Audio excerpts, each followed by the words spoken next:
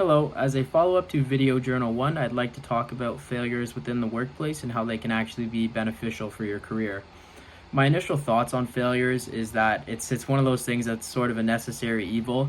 You hate to fail in the moment, but in the long run, hopefully you learn from it and avoid making the same mistake and strengthen your skill set. I tend to be a person who strives for excellence, whether I'm starting a new job, learning something new in school. I always want to be at the top of my class, although I know that's not realistic, and it can actually be detrimental for your mindset and hurt you in the long run. I understand the importance of failures, especially in a career. I'd like to talk about one. I've had many of them in mind, but I was working for a small finance firm called White LeBlanc Wealth Planners. Part of my role there was to scan Know Your Client documents and upload them to their database. And at this point in time, at my job there, I was relatively new and I was trying to impress my manager. So I ended up rushing my work and I lost one of the KYC documents, and I spent the entire next day searching through 1,500 or so deleted emails. Luckily, I did find it.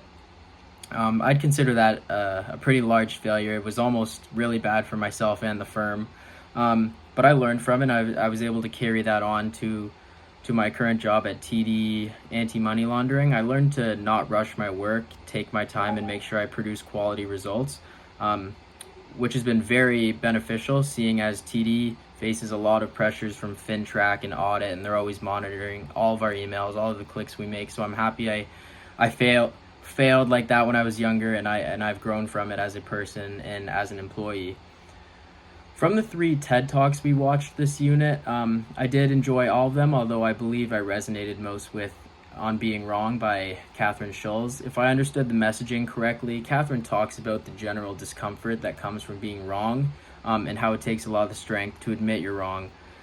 She discusses the idea of error blindness, where you're in the moment, the heat of the moment, whether you're at work, at school, maybe you're arguing with somebody, and you believe that you're so correct and you're very stuck in that feeling, although that's not always the case. And she talks about that and how it takes the strength to later realize you were wrong, and how you can learn from it and hopefully talk to the other party that maybe they were correct in that moment. And she talks about the strength it takes later down the line to admit you're wrong, and how that can translate into being more self-aware in the moment so you don't repeat mistakes, which is all about, that's what failing is about, so you don't repeat mistakes and grow from it. Similar to Catherine, she talks about growing up in her childhood. She felt like she couldn't be wrong, and being wrong was always a bad thing, and not being able to learn from it. I kind of resonate with that a bit. I was in a very loving household, but being right, not making mistakes was a big part of how I was raised. So it's kind of taken some time to erase that from my mind and realize that it can be beneficial to fail and learn from those mistakes in those moments. Even though it sucks then, it's good for the long term. So a quick example of that, not just that, but I played hockey growing up, and I would have some coaches that making a small mistake was the end of the world.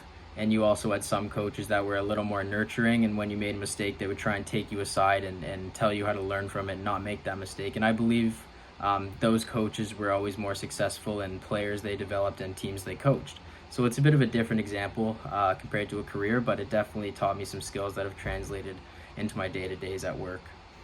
Some strategies I would like to try to help me develop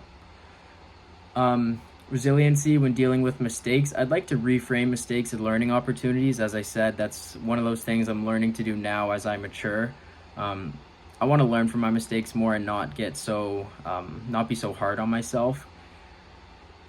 Following up with that, practicing self-compassion. I can't be so hard on myself all the time, especially when I'm starting something new and learning something new. I need to learn to be a little more aware of mistakes, which would actually in turn help me learn from them in the long run. I'd also like to seek more feedback, especially that of the constructive type. Sometimes I feel like I search for positive feedback, although that's not the stuff that helps you. It might make you feel good in the moment, but it doesn't do too much for you in the long run. And I've thought about reflective journaling, where when I go through something tough, I'd like to reflect on it and maybe write it down, so I can go back and review that when I face another hardship.